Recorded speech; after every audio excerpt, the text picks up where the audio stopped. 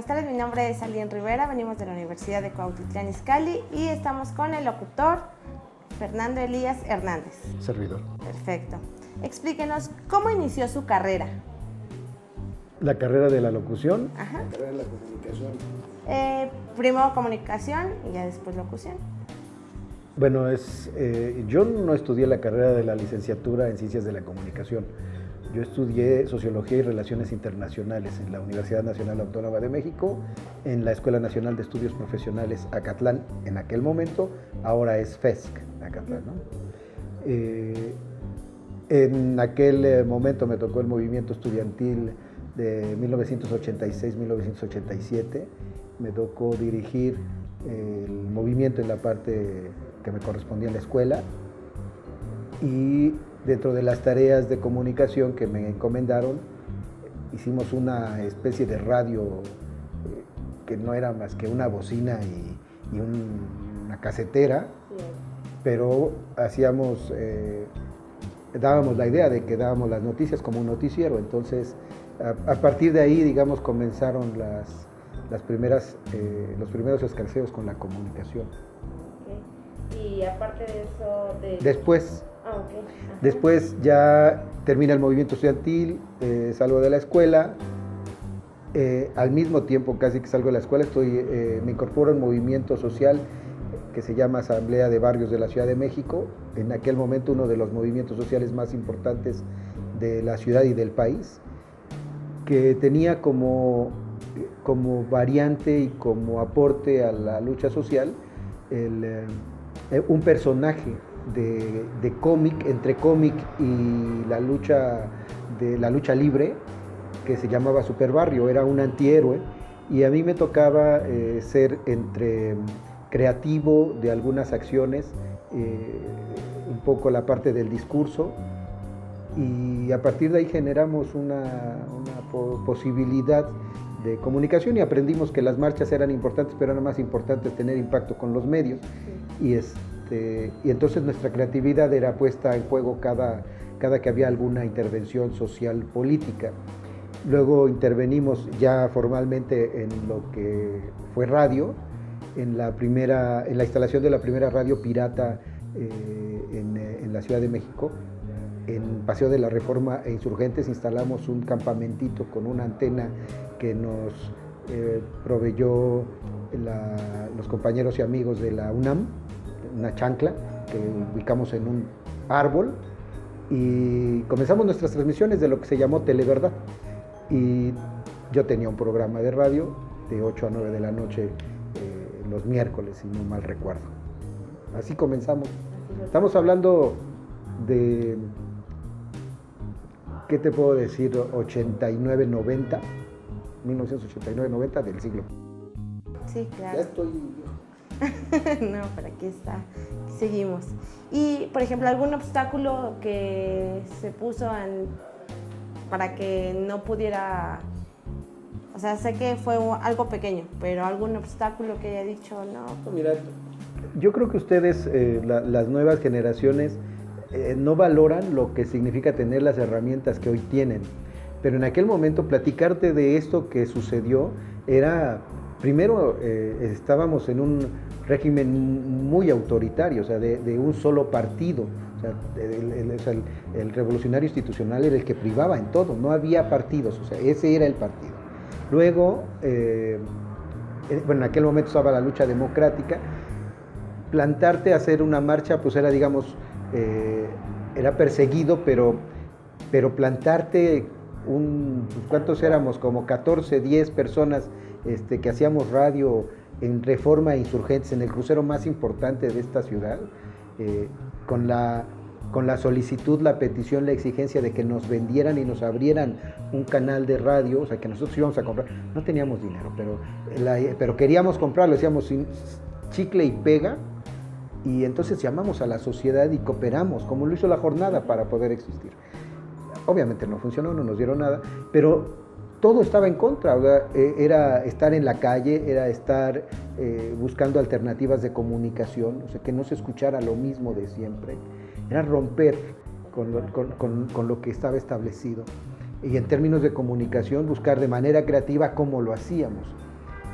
Hoy con las herramientas que ustedes tienen hubiéramos hecho milagros, ¿no? Hoy es muy difícil como comparar, pero había muchos obstáculos, muchos. Yo trabajaba, estudiaba y además estaba primero en el movimiento estudiantil y después en el movimiento social. Tienes que sobrevivir de algo, por mucha valentía y mucha convicción, pues tienes que comer, ¿no? Entonces, digamos que ese es un primer obstáculo. El segundo obstáculo es que a veces las tentaciones están, o sea, te invitan, oye, vente para que estés haciendo en esto y aquí ganas más dinero y te vas a proyectar. Y pues ya depende de tus principios, tus ideales, tu ética, todo, ¿no? Cómo vas caminando en el proceso de tu propia, del ejercicio de tu profesión. Perfecto.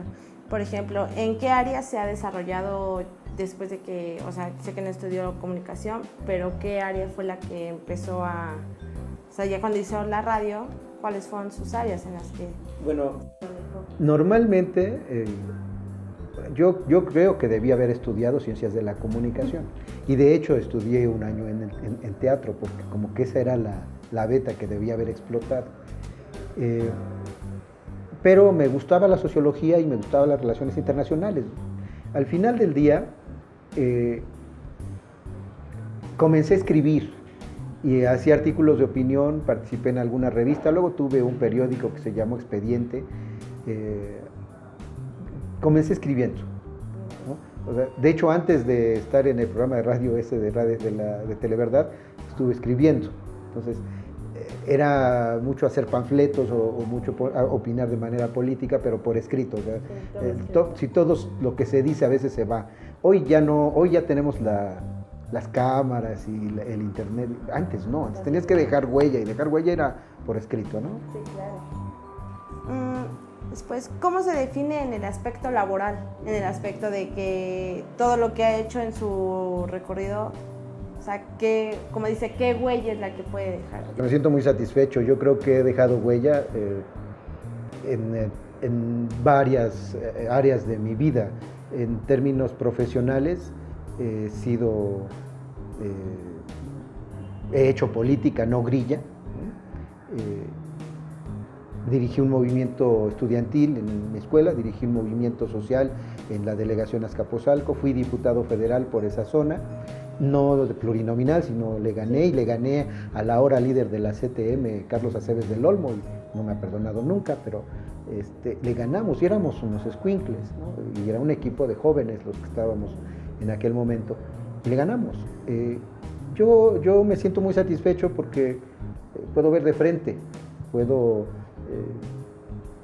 saben dónde vivo, viajo, sé manejar y a veces he tenido en mi vida autos, ahora no me gusta manejar, está muy feo, tomo el camión, la combi, o sea, me transporto por donde sea, creo que no le debo a nadie, a menos cuando les pido prestado para el camión, pero fuera de eso no creo que le deba a nadie. Me siento satisfecho con lo que he hecho en mi actividad profesional, política, en mi actividad personal. He cometido errores como todo mundo, pero creo que soy buena persona. Muy bien. ¿Cuáles son las metas como director? O sea, sé que ahorita... Presidente, perdón. De la Asociación Nacional de Locutores del Estado de México. Asumí el cargo en junio del año pasado. Tenemos escasos 9 meses, 8 o 9 meses. Es una tarea muy difícil comenzar a trabajar la organización de los compañeros por subdelegaciones, que en este caso son los municipios, pero básicamente lo que yo asumí como compromiso fueron 3 ejes rectores para todo el periodo. Es el primero, organizados para no estar solos, por la situación de violencia que se ejerce contra el periodismo en estos momentos. Lo más importante es no estar solos y la única manera de no estar solos es estar organizados para saber qué estamos haciendo y cuántos somos y al menos haya un mecanismo que permita inhibir a la gente que quiere acallar voces. Entonces el primer eje rector es ese, organizados para no estar solos. El segundo eje rector tiene que ver con la profesionalización. O sea, es buscar la profesionalización del gremio y de aquellos que a lo mejor no están haciendo la carrera de comunicación, pero les gusta estar en el medio. Porque la bondad de lo que ustedes ahora conocen como el internet, las computadoras, los micrófonos, que todo es muy sencillo, al menos en adquirir, también hace posible que mucha gente crea que por el simple hecho de tener un micrófono, una camarita, ya es locutor o ya es un profesional en la comunicación, y eso no es cierto. Entonces, gran parte del trabajo que yo intento hacer es cómo tener por lo menos una media que haga digno el trabajo que tenemos.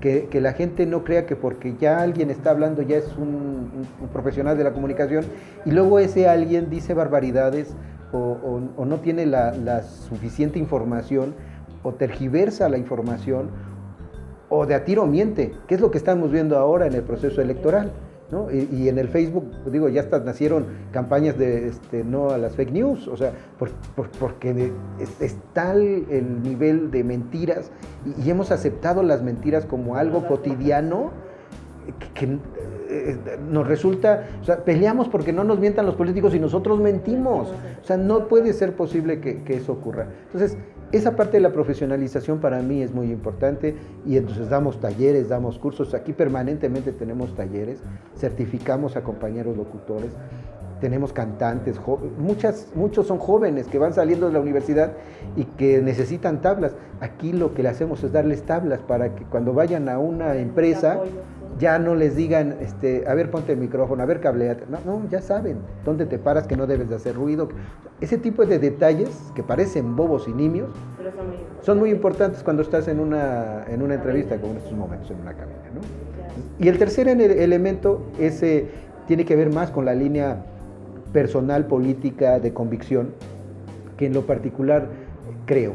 Y el tercer elemento, el tercer eje rector es no caer en la provocación ni creer que la nota roja vende. Nosotros no creemos en la confrontación. Yo en lo particular no creo que la confrontación sea buena en este país. Ya todos nos conocemos, ya sabemos de qué color es uno, qué color es otro y cuál es su diferencia. Lo que no sabemos es en qué coinciden. Construir la coincidencia es mucho más complicada. Y entonces ese es el otro eje rector, construir. Buscar las coincidencias de los actores políticos, de los actores sociales, de nosotros mismos como gremio, para que la nota no sea, se peleó fulano con sultano, se sacaron la lengua, se sacaron los trapitos al sol, porque ahorita lo que estamos viendo están compitiendo por ver quién es el menos marrano. Y eso no creo que sea sano ni para este país ni para nadie. Y en muchos sentidos, lo digo de verdad y con sinceridad, ni siquiera son verdad. O sea, se avientan lodo que ni siquiera es verdad, ¿no? Que no hay. Digo, tampoco son peritas en dulce, pero lo que quiero decir es, si se dicen las cosas de verdad, lo que son, y ya que se definieron lo que son, empiezan a construir dónde, qué y cómo van a hacer las cosas, te puedo asegurar que quien llegue o quien llegara con un esquema de coincidencias, habría apoyo de manera natural en las cámaras, en el gobierno mismo, para construir un país diferente. Eso es lo que estamos intentando con la responsabilidad que tenemos de ser portavoces en un medio de comunicación. Esa es nuestra tarea y esos son los 3 ejes rectores que yo asumí. Bien, excelente. ¿Cómo maneja la ética en su profesión? Decir la verdad, o sea, yo manejo la ética a partir de lo que personalmente no quiero que me hagan. La ética es definir, y van cambiando, es lo bueno o lo malo, ¿no? Y cambia con respecto al tiempo. Y lo que a lo mejor en algún momento era bueno para mí y para algunos de mi grupo, hoy a lo mejor ya no es lo mismo. Pero hay ejes que te marcan en la vida, ¿no? O sea, tú no puedes mentir, y eso es como desde siempre, o sea, es un eje rector. Y yo creo que hoy es más válido, por ejemplo, no mentir, y en los medios de comunicación más, porque lo que sustenta la competencia ante los medios masivos de comunicación, televisión, radio abierta, con las alternativas que hay en internet, básicamente son los contenidos. Si tú en tus contenidos no logras abordar un tema de investigación con la profesionalidad, con los elementos de capacidad que tengas y con la verdad, estás perdido, ¿no? Y eso ya te pone en desventaja. Si de por sí estás en desventaja con los medios masivos de comunicación, con eso estás perdido. ¿Cómo puedes competir en un ambiente así? Di la verdad, sé creativo, trabaja, investiga. O sea, eso te da la mayor cantidad de elementos. Por eso la ética es muy importante. No romper tus principios básicos es importante. Yo no creo en eso de que somos neutros, de que nosotros somos neutrales. No es cierto, mentira. Todos tenemos una posición. Lo difícil es aceptar la posición y decirla a la gente para que sepa, oye, este me dijo que era verde, o es azul, o es anaranjado, o es amarillo. No me está mintiendo, tiene esa visión. Entonces ya sabrás si decide creerte o no creerte, pero no le puedes mentir, ¿no? O sea, y no pues, es que somos neutrales, y como somos neutrales, yo te digo la verdad. No es cierto, eso no existe. Todos tomamos una posición en algún momento. Eso es ser ético, ¿no? ¿Le hubiera gustado desarrollarse en alguna otra profesión? Sí, ya te dije, la actuación yo creo que hubiera sido muy bueno. ¿Solamente en esa? Cantante también, tuve aspiraciones de ser cantante. Alguna vez estuve en un pequeño grupo de 2. Yo no tocaba la guitarra, entonces pues tenía que cantar. Okay. Soy cantante. Muy bien. Bueno, los valores van dentro de la ética, pero ¿cuáles son los que más fomenta en su cargo como presidente? Yo creo que, obviamente, no mentir, ¿no? Decir la verdad. Ese es el de cajón. Sí, ser profesional en el trabajo, ser apasionado en lo que haces, entregarte. O sea, sin esos elementos, en cualquier profesión estás perdido, en cualquiera. Claro. Como locutor, ¿cuáles son los objetivos principales a desarrollar en el transmitir un mensaje? ¿Cuál es el objetivo principal? Sé que es no mentir, decir siempre la verdad, pero uno así que diga siempre de que la gente crea. Cuando tú estás frente a una cámara, como en este caso, o frente a un micrófono, tienes una responsabilidad muy grande, así nada más te escuche una persona. Porque esa persona se tomó el tiempo para escucharte.